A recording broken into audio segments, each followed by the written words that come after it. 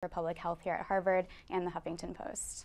Over 70% of Americans report experiencing physical and psychological symptoms of stress, and 1 in 3 Americans says that they live with extreme stress.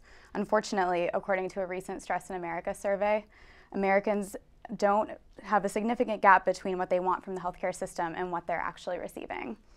Sustained over time, stress can undermine our health in deadly and very serious ways. Stress can damage not only our health, but also our lifestyles, our well-being, careers, relationships, and families. It can curb productivity and creativity, and it's a risk factor in the development of depression and anxiety. An extensive body of research has also found evidence of the role of stress in the development of a number of chronic diseases. Arianna Huffington, the editor-in-chief and founder of the Huffington Post, has called 2013 the year that we prioritize beating stress. We have united all of the HuffPost lifestyle sites under the theme of less stress, more living, and I've been working closely with this stress management content. So I'm thrilled to be here with our experts on stress management and mindfulness who have been really pioneering in these fields. In today's forum event, our panel of experts will examine what we know about stress, as well as the role social status plays in exacerbating or mitigating these effects. Our panelists will also explore how healthy lifestyles, in which positive well-being, mindfulness, exercise, and nutrition can contribute to a less stressful lifestyle. So first, I would like to introduce all of our panelists. To my right is Ellen Langer. Ellen Langer is a professor of psychology and author of Mindfulness and Counterclockwise, Mindful Health and the Power of Possibility. A pioneer in the field of mindfulness research, Dr. Langer is the recipient of a Guggenheim Fellowship and 3 Distinguished Scientist Awards, the World Congress Award, NYU Alumni Award, and many others. She's authored 11 books and over 200 research articles on the illusion of control, perceived control, stress, successful aging, and more. Her research has shown that actually noticing new things can actually contribute to well-being, health, and competence. Next to Ellen, we have Dr. Laura Kubzansky, Associate Professor of Social and Behavioral Sciences. Her work focuses on psychological and social factors in health, with a focus on the role of stress and emotion in cardiovascular disease and healthy aging. Her work has demonstrated that emotions may play an important role in the development of a number of disease outcomes, including cardiovascular disease, lung function decline, and cancer. Next to Dr. Kubzansky, we have Dr. David Eisenberg. He's the Associate Professor in the Department of Nutrition here at Harvard, and he is the Executive Vice President for Health, Education, and Research at the Samuel I. Institute. He's also the founder of Healthy Kitchens, Healthy Lives, a conference that aims to educate doctors on the importance of good nutrition and the links between diet and disease. Dr. Eisenberg will discuss how poor dietary conditions can contribute to stress and how, as a clinician, he's seen personal health affected by stress. And over on the left, we have Lillian Chung, who is the creator and editorial director of Nutrition Source at the Harvard School of Public Health and the co-author of Savor Mindful Eating, Mindful Life. She's a practitioner of mindfulness and mindful eating, and her work focuses on the translation of science-based recommendations into public health communications and programs to contribute to healthy lifestyles and chronic disease prevention. So we'll begin with some introductory comments from our panelists on the causes and impacts of stress. We'll go into some questions from our studio audience here in Boston and also our viewers on the web. And then the second half of our conversation will focus on stress management. So to start, I'd like to turn to Ellen. What is stress? What are some of the causes of stress and the parameters of the problem? Okay, well, when we feel that we can't control things and that those things that we can't control are going to have a very negative impact on us, we react. And I guess it was Ovid quite some time ago who said, when the mind is ill at ease, the body is affected, which is, of course, a gross understatement, that every system in the body is thrown off. Disease, as you mentioned, some of them, if you have the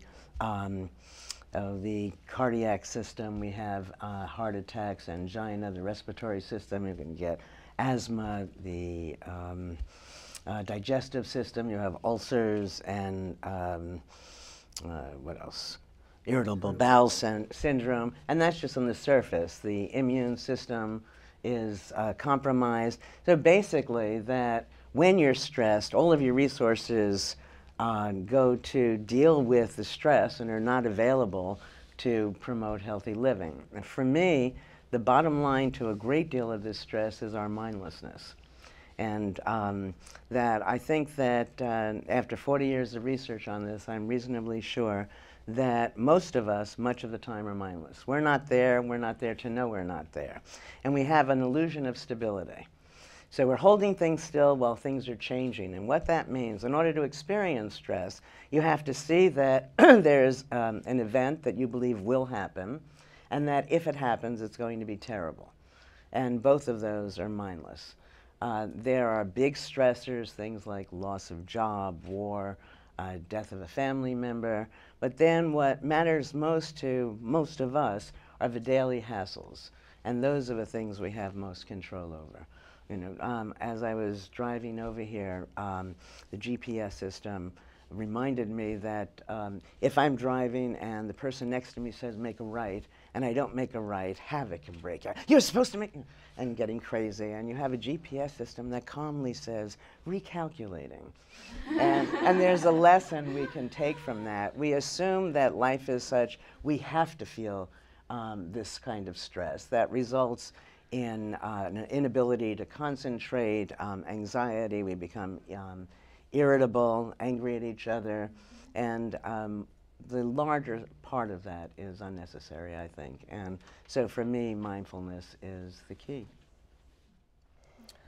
So one of the interesting things about stress is that it comes out of both what's happening in the environment and what's a part of the person, right? So if something seems particularly difficult, what resources do I have to manage it? And in fact, when we think about why stress might be linked to health, stress evolved as a mechanism for dealing with short-term crises. So I'm trying to cross the street and I see a car coming at me really quickly and I need to mobilize really fast. I need to be able to behave in a way that's going to help me get out of the way. So that's a very effective system for the short term. And the thinking about why it may be problematic for health is that when you reactivate the system over and over and over again with maybe not enough respite and not enough chances to kind of come back down and restore, then there's what we call physiologic wear and tear, which ultimately can damage some of the biological systems and lead to disease initiation.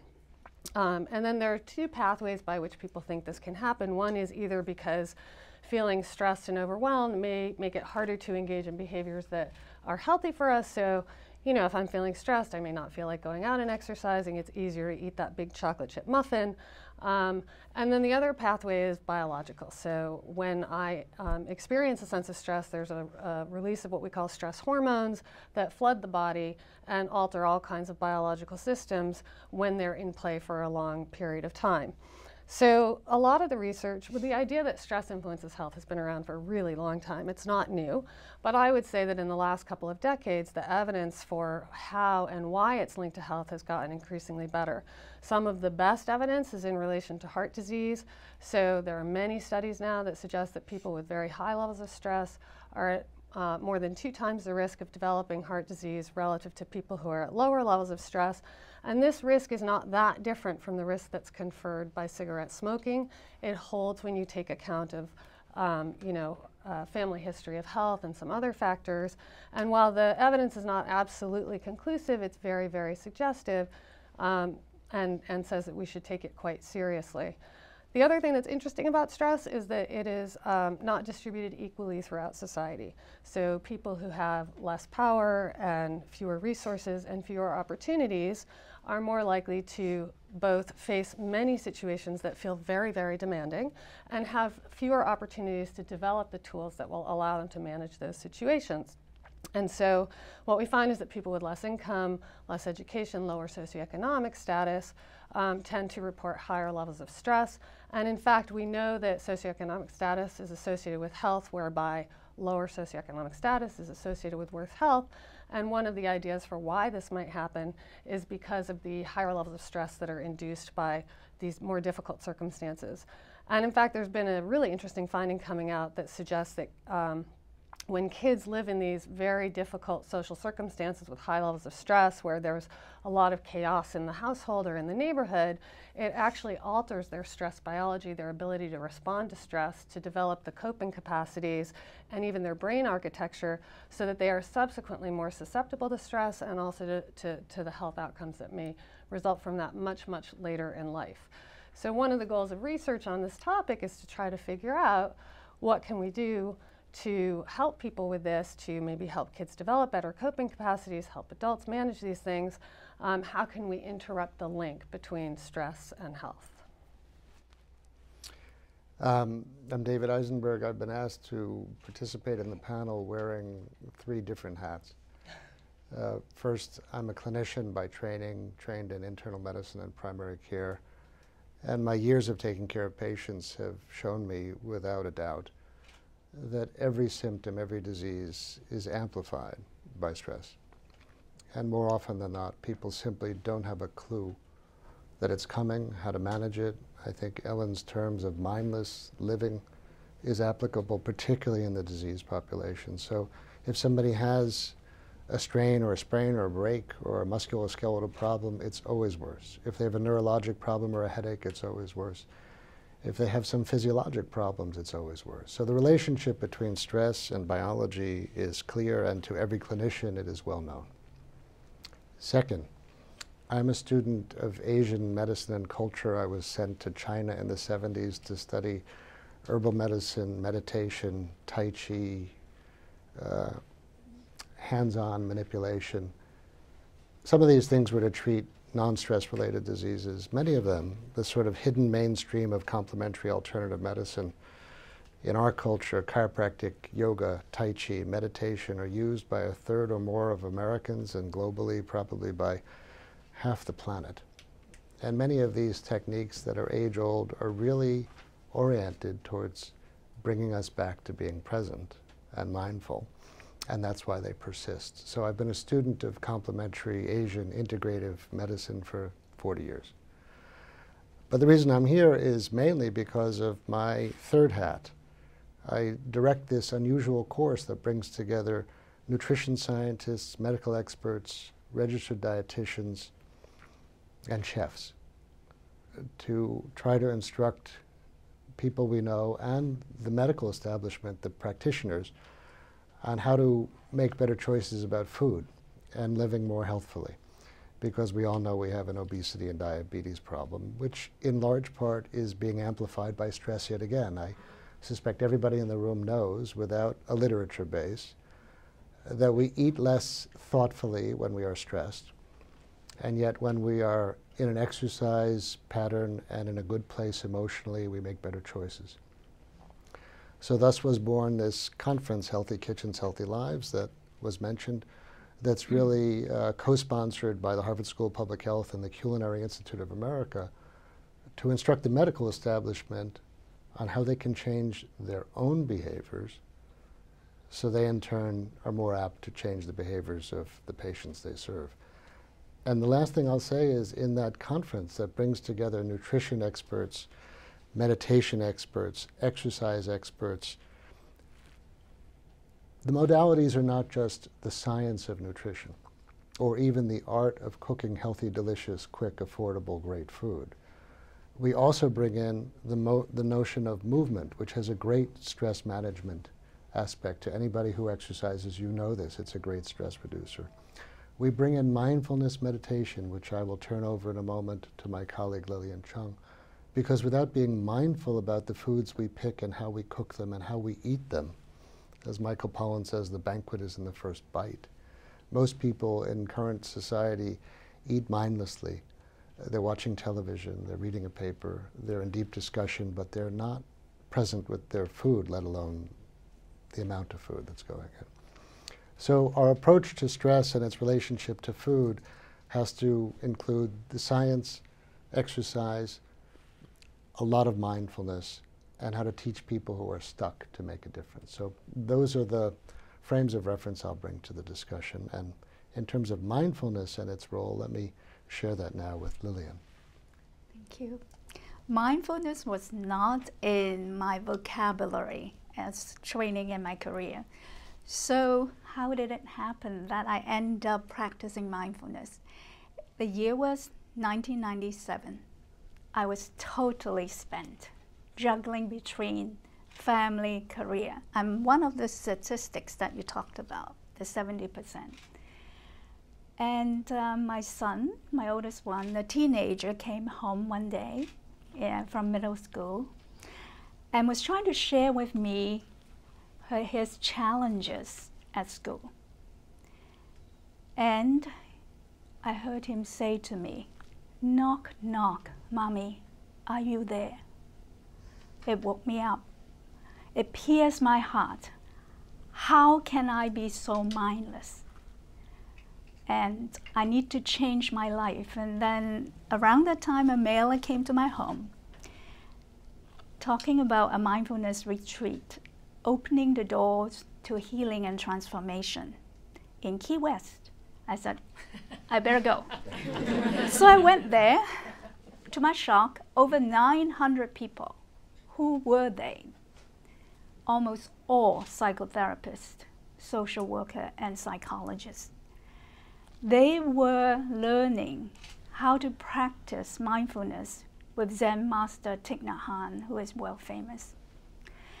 And there within the week, what happened to me was, by the third day, I have some bliss, glimpses of bliss. At the end of the retreat, I declared to my husband that I touched nirvana. And Zen Master Thich Nhat Hanh is a great teacher. He said, many of you would have touched some peace in this retreat, but if you don't go home and continue to practice, you're going to lose it all. So knowing is only the first step. Practice is the key. Fast forward back to the School of Public Health. And what I realized is that as we dwell into ways to manage and control the obesity epidemic, not only Americans eating mindlessly, and Brian Wensick has, and Dr. Brian Wensick in Cornell has done a lot of work in that. We are facing a very toxic food environment that is bombarding our senses all the time, getting us to condition overeating. The first book by Dr. Kelly Brownell, Food Fight, talking about toxicity in the food environment. Then we have Dr. David Kessler, a former FDA commissioner, who talks about the fact that there is a lot of data within the food industry that really understand how to condition us to eat all the time. And his book was End of Overeating. Fast forward, recently in the New York Times magazine, we have Michael Moss' article, again addressing the fact that the food industry knew how to get us hooked and get us craving for these foods that are high in fat, salt, and sugar, and creating a condition that is hooking our brain that we will feel better, but we cannot stop. We override our satiety. So with that understanding, I thought it's so important to think out of the box in the traditional way of working with this epidemic. And having David around is wonderful because he understands mindfulness. And so I took a big leap forward, trying to integrate the science together with a practice that is over 2,500 years to try to get the best that together so that we all can have a glimpse of what bliss is about, but not the bliss state that the food industry wants us to be by eating. And it's really just through 3 simple things, routines: mindful breathing, mindful eating, and mindful movements. And it is quite profound. And all we did in the retreat was learning how to walk mindfully, how to eat mindfully, and how to breathe mindfully.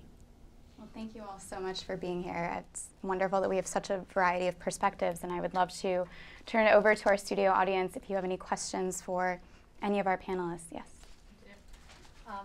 Hi, thank you. That was wonderful. That was interesting on so many levels.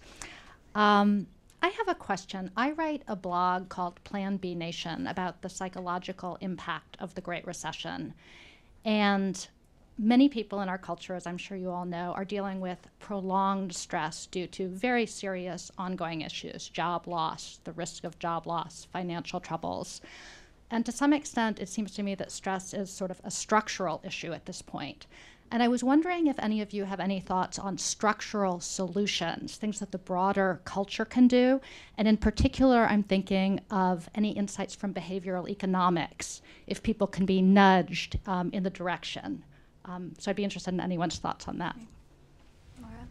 I have a lot of thoughts on that, although I'll try to limit them a little bit.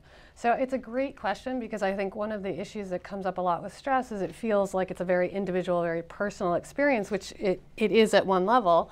And often the solutions are very individually based and very personal, which can be very, very useful, right? So we want something that's going to help us in the moment, and I have most control over sort of what I am doing, in many ways.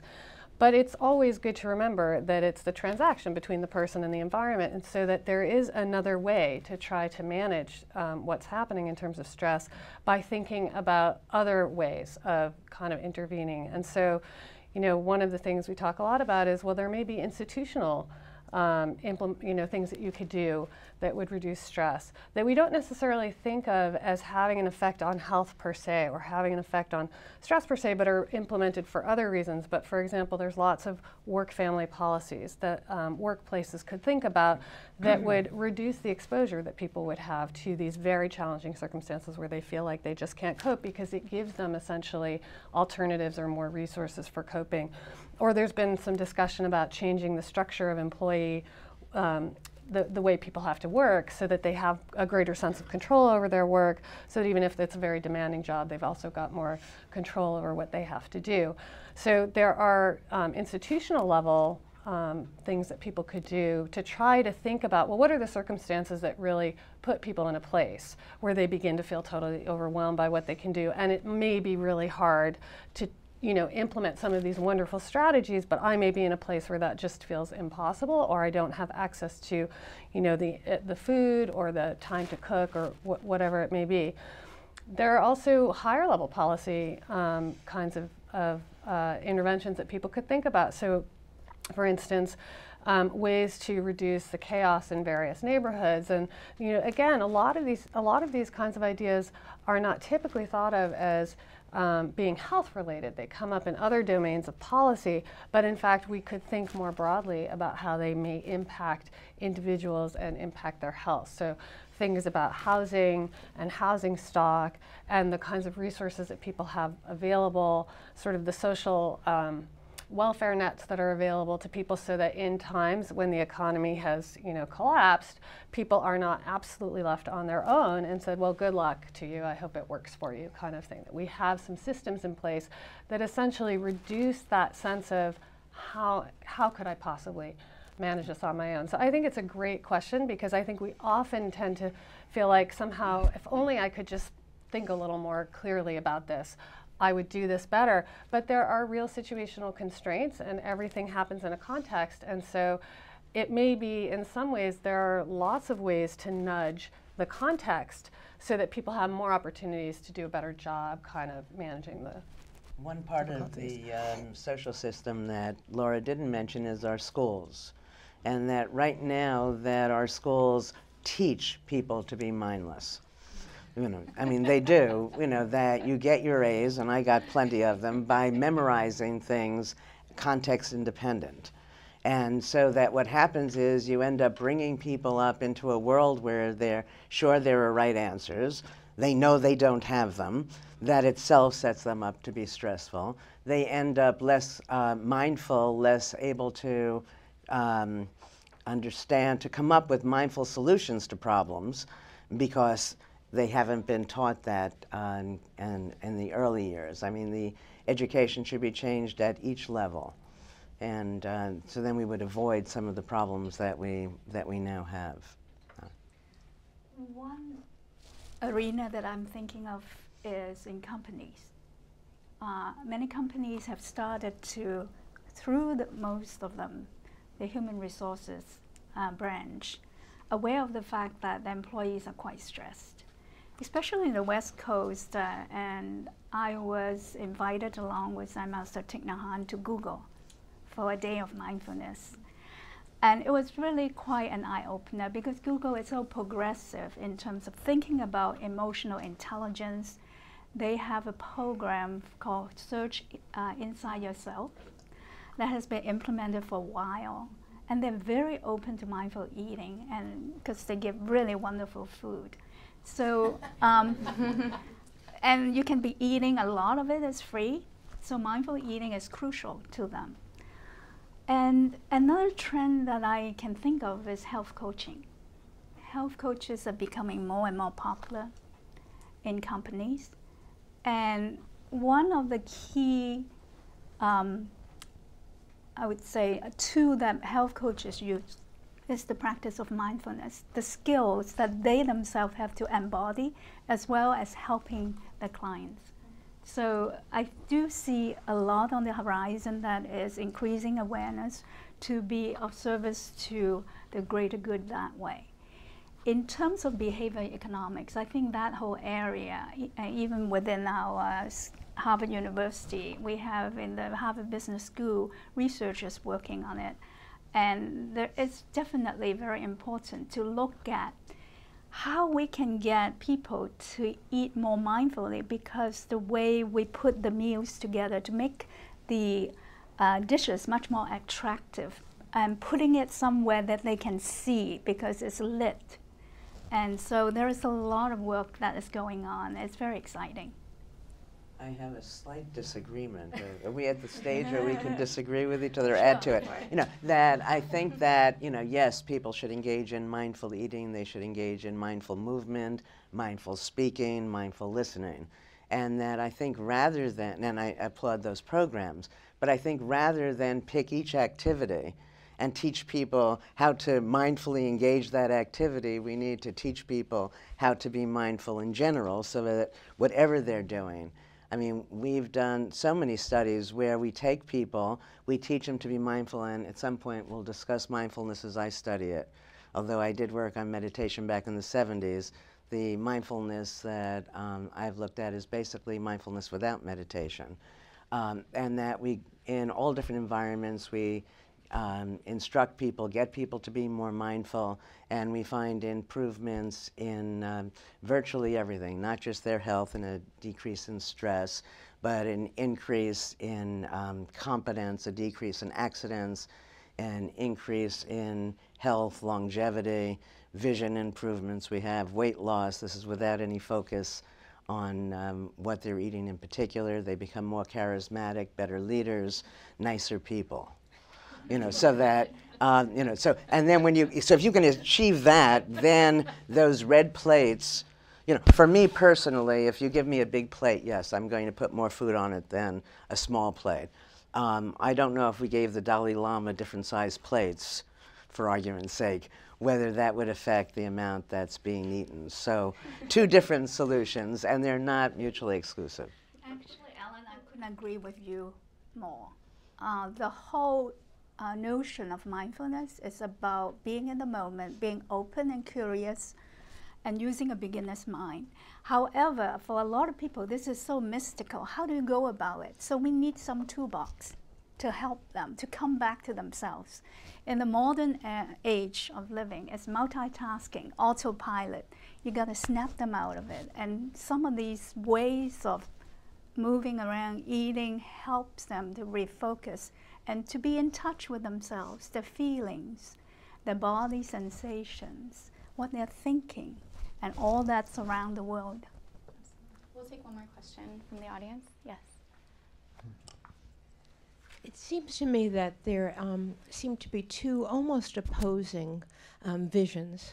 One is very individually oriented, and this notion of mindfulness, which I must admit I support as a practitioner of Vipassana. There's something very wonderful about it. On the other side, there seems to be an emphasis on social action from the policy perspective, like behavioral economics, which can be a bit manipulative. And perhaps from the public health perspective, we should explore and consider a middle path. I mean, is there some mechanism of combining the two and thinking about mindful collective action that really engages people in the issue of observing their environment and taking action to change their environment on a collective community organizing basis? Because I hate to think of the either or, the individual action, which really sometimes could reek of victim blaming ideology, and the social action which can sometimes reek of a manipulative action. And where is that middle ground for collectivity, for action together? I don't see them as in opposition to each other, although one can attempt to change, in either at either level. I think that when you have people at the individual level being more mindful, they're less stressed, they're more compassionate, they're less evaluative, they're going to be less violent, they're going to be less susceptible to some of the tricks, as you put it before. And that will result in the group that they're in behaving differently.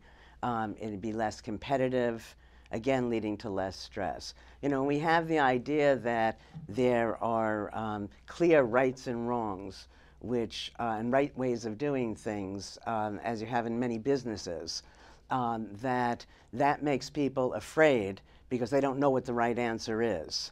And they're afraid to admit that they did something that perhaps led to some problem.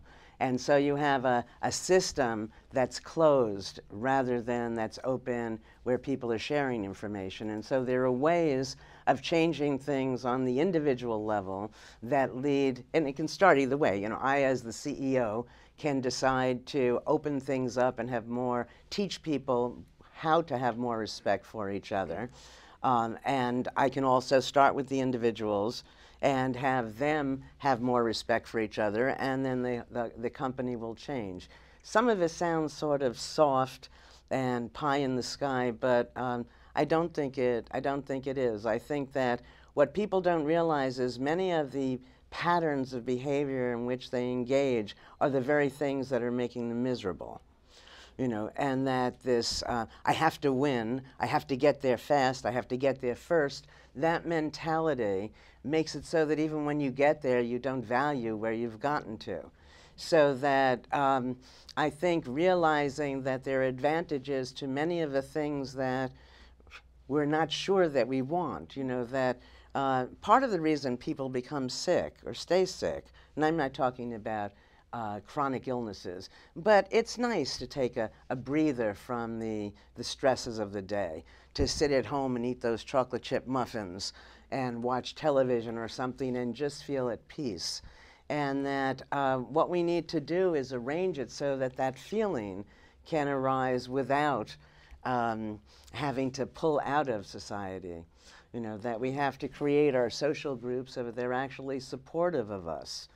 And we can do that in part by being less evaluative. And we become less evaluative when we understand behavior from multiple perspectives. So you see this thing that seems awful from another perspective is not. Now, you dislike me because I'm impulsive, but if you were more mindful and noticing my behavior from my perspective, you'd see I was spontaneous. And then you no longer dislike me. And if you thought, why am I so wishy-washy? And then you recognize, well, from another perspective, I'm open-minded, flexible, and so on with everything that we call each other.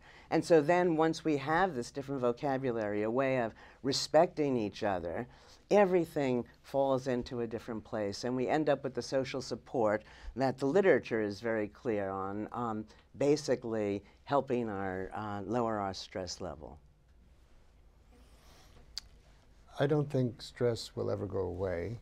I think there's a good chance that our children and our children's children will actually have to cope with even more stress because of the perpetual overstimulation and connections to technology, etc. So I want to just put out a rhetorical question. What should mental health centers of the future look like?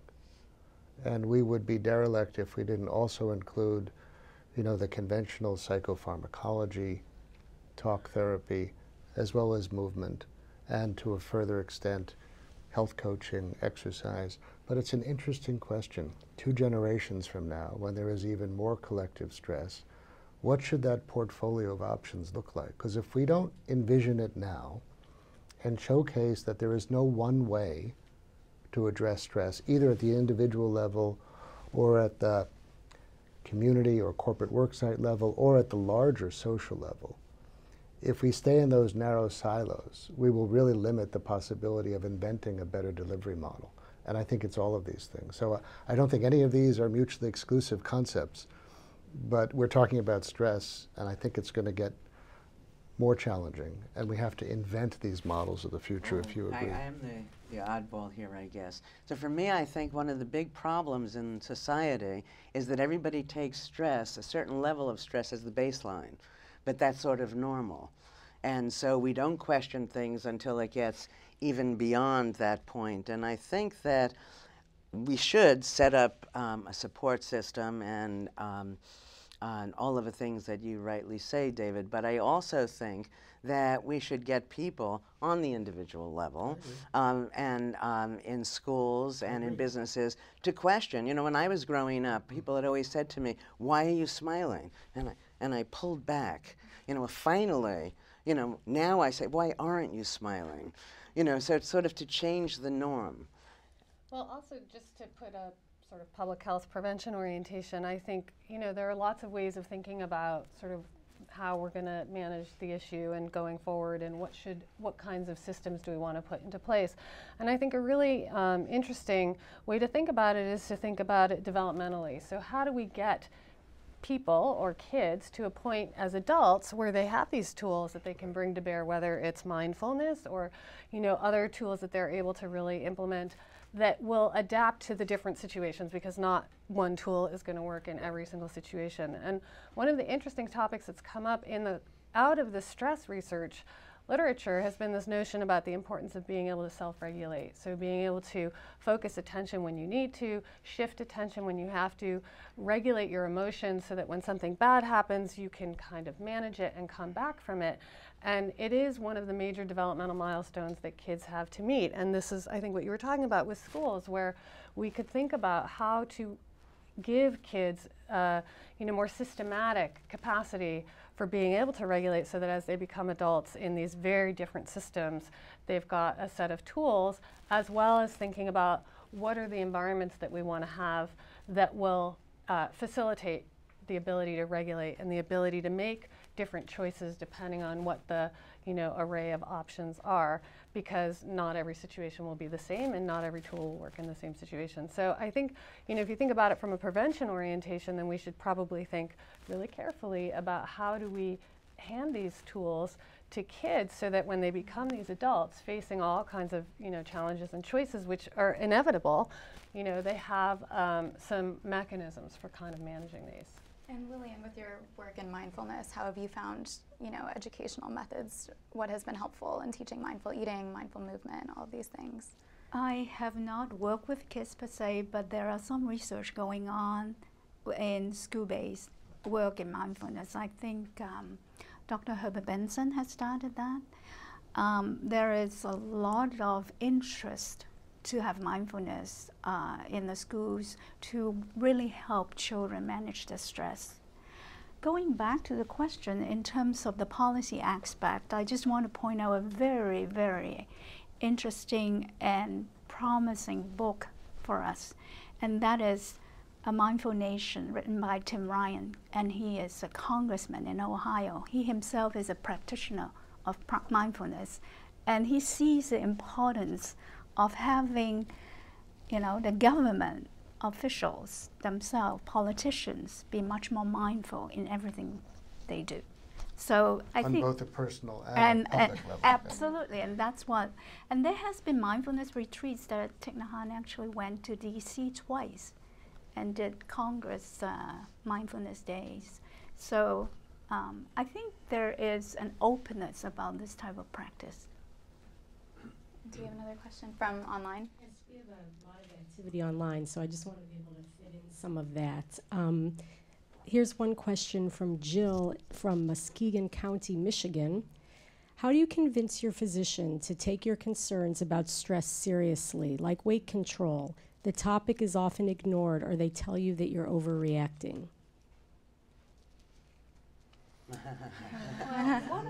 What I know in the research is about 40% of people who are stressed would overeat. So it's quite a big number. And I think it's important to work with that and ask the primary care to refer to a dietitian in order to manage that type of eating, and if it's a weight-related issue.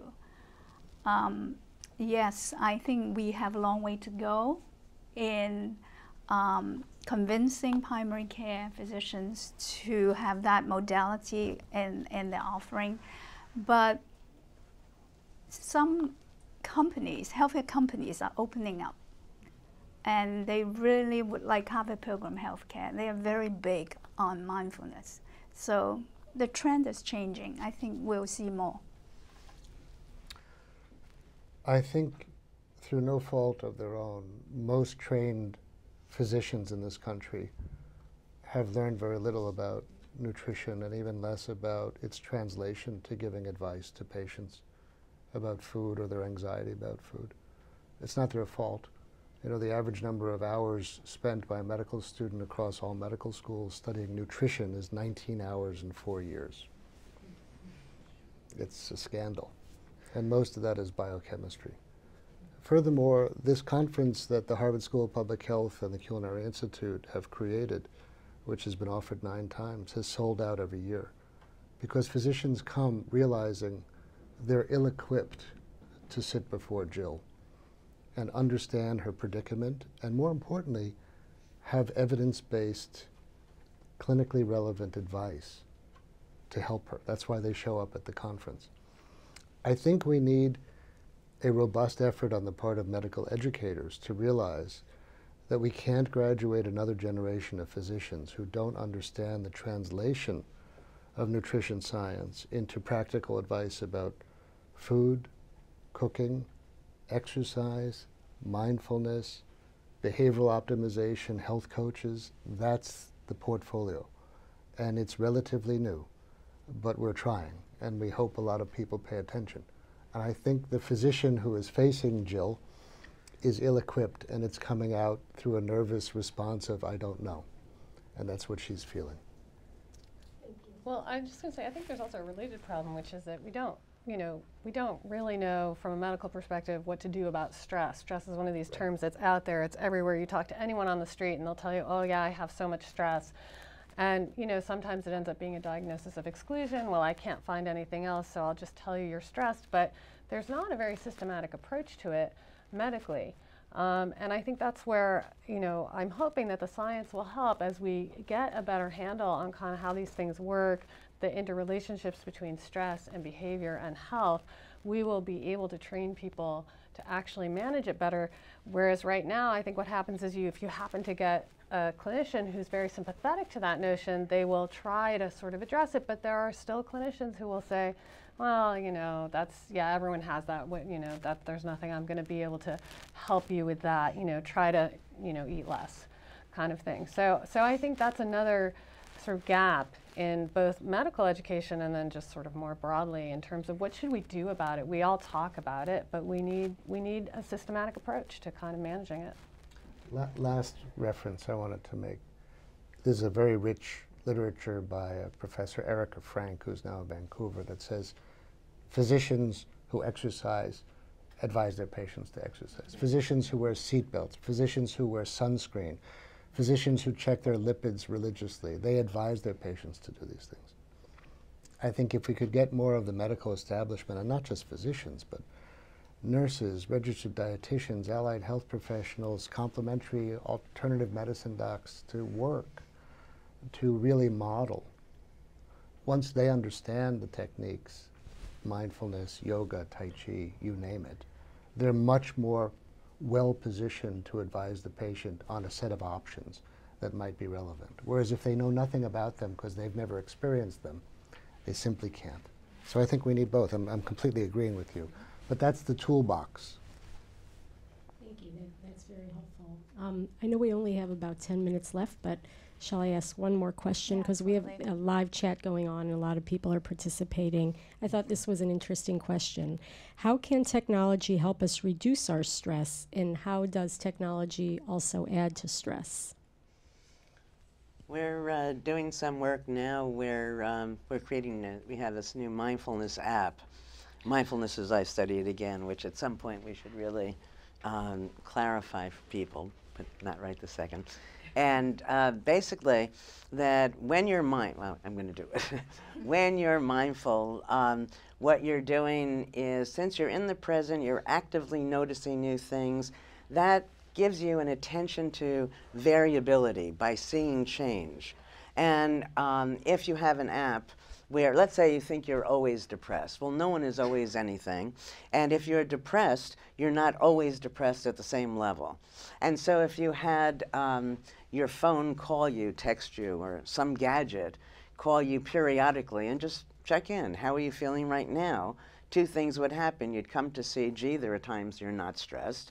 The second, when those times occur, it would lead to the question, well, why? And that would lead you to a search for a solution. That search itself would probably be mindful and would be good for your health. And you might actually come up with a solution. There are apps about healthy eating. If one is on their computers and they're being creative, mindful, that's going to be good for their health. There's a social network that, I have this Words with Friends that, people who I didn't know I was such friends with keep, playing the game with me. And so there's a sense of a relationship that's easy to facilitate when you might be infirm. It's never the fault of the gadget, of the technology, that we feel stressed. It's a thought that we impose on ourselves in using these gadgets. I have to be more proficient. Oh my God, the machine is not working at this moment. My email is down. The world is going to fall apart because of it. But the machine is just not working for a brief time. As far as multitasking, no matter what it is you come up with, it is not in the activity that we experience stress. Multitasking can be fabulous. You're multitasking all the time. That right now you're, okay, so I just moved around and I'm looking at you and I'm talking and I'm thinking of different things and I'm aware, that I don't want to move the microphone, and all of this is happening, but I call it by one name. I'm just being part of this podcast. So that if you see yourself, well, let me explain this differently. Let's say you're a student and you're doing your social studies homework and you're doing your history homework, and you keep going back and forth and you can get yourself crazy thinking of yourself as multitasking. If you raise it a level of analysis and you see yourself as doing your homework, then you're not multitasking. Now, we have some research where we have people mindfully multitasking, and one task is actually enhancing the performance on the other task. So if you have rigid boundaries around these tasks, but they have nothing in common, and that you have to be expert at both of them and get them done immediately, yes, doing them both at the same time is going to be stressful. If you have a sense that they're integrated in some way, and you relieve the time pressure, you don't have to suffer with it. I agree with you, depending on circumstances. Sure. If we text and drive, it would not be good. No. It would be dangerous. So it depends on the circumstance. Sure. No, I mean, and if you were shooting yourself while you were texting, there's no argument that we can use, but it's not the texting. It's not the computers, the gadgets that are causing the problem. I mean, you can have your opportunities to text, and you can have your opportunities to drive. You shouldn't be driving and eating, I would assume you would say, right? We don't want to ban cars or, you know. But it's so common as a problem in our society with Well, the texting reason and it's driving. common, yeah, no, it's because people don't realize that they don't have control. You know, so that when phones first came out, cell phones, my guess, and I think there's data from the Netherlands, but I'm not sure, that what happened is there was a reduction in accidents because you knew that your attention was being pulled. All right, now we don't realize that. We think we're so expert on it that we mindlessly do it and accidents occur. There's a place in Mexico where I frequent where you come in the street where there's no stop sign, there's no traffic light, and there are no accidents because everybody is aware that they have to be there, right? So it's not the texting even, it's the thinking that I've mastered this so I can text and I can drive and I can do 12 other things at the same time. And so people need to be shown that they can't. And what about from a nutrition perspective? Do we have technology that's being helpful to promote healthy diets? You know, at Healthy Kitchens, Healthy Lives this year, we're having a presentation by Mark Berman, who's a physician internist, worked at the Robert Wood Johnson Foundation looking at childhood obesity, and now he's in this tech space looking at all these Fitbit-like designs. It's a huge industry, and you know, technology startups are everywhere. Will there be a device in the next 5 years that everyone must have to track how many calories they're taking in, how many calories they're burning? I don't know if this will appeal to everybody. I'm one of these people who finds it very difficult to log in everything on all of these internet-based programs. It doesn't help me, it sort of stresses me. On the other hand, if I do it for a few days, I'll realize how little I'm moving and how much I'm eating. I think we're in the early days. And I have a lot of faith in the 20, 30, and 40-year-old engineers working with psychologists to figure out a way that non-digital natives like me might have a device to help us, and that the younger generation, my kids included, who are always wired, will just see it as part of life in the next century. I think we're really in the early days, and I think there's such a big market there that, you know, the competitive marketplace will refine those tools and they will be helpful. Right now, I think it's a little rocky and the jury's out, but I think it's part of our collective future in the area of stress and food in particular. Well, I'll just jump in and say, I think, you know, technology can be both, like anything, good and bad. Right. So, you know, on the sort of increasing stress side, you know, I think what technology has changed is a lot of our expectations. So now everything can be done faster and sooner and quicker, and you should have hurry up and respond to someone because they sent you a message 5 minutes ago, and how come you haven't responded yet? And so actually, it's not the technology itself, but the expectations that have come up around the technology, you know, about what you should be able to do, how much more work you can now do because you can take your work home with you, you can do it from anywhere, everything is in the cloud, right? You can do it in the car, you can do it wherever you are. And so I think one of the interesting things to think about from, again, what are the kinds of ways that we're gonna, you know, the systems we could put into place to help people with managing this, is to think about, again, either organizational, policy level, individual level systems that would maybe change some of those expectations. So I actually heard an NPR report not that long ago, and they were interviewing the CEO of this company who decided that everybody was doing everything by email, no one talked to each other anymore. So he declared, I can't remember if it was a week, a month, or a day out of each week, where no one was allowed to communicate with each other by email. They actually had to go and talk to different people. They had to get up out of their desk, walk to someone else's office to actually talk to them. And it was a really interesting interview on sort of, you know, what his experience with that was. And I was thinking, what an interesting, you know, intervention. It's very little, it's not that hard, but it really forced people to kind of, you know, dial back some of the expectations for the speed of response and how quickly, and did they really need that piece of information right away, or could it wait a little bit? So I think, you know, technology, as with anything, is both a benefit and then something that we have to also think about managing, and we're in the very early stages of understanding sort of the, you know, the demands, again, the demands it imposes, and trying to figure out the tools that we're going to bring to bear to manage those demands. Right. Can I share Well, just unfortunately, with that, we're going to have to wrap up our conversation. But thank you all so much for being here and sharing your expertise. Thank you to our studio audience. And this discussion will continue online at the forum website. You can also download HuffPost's stress relief app, GPS for the Soul. And yes, have a great day. Thank you.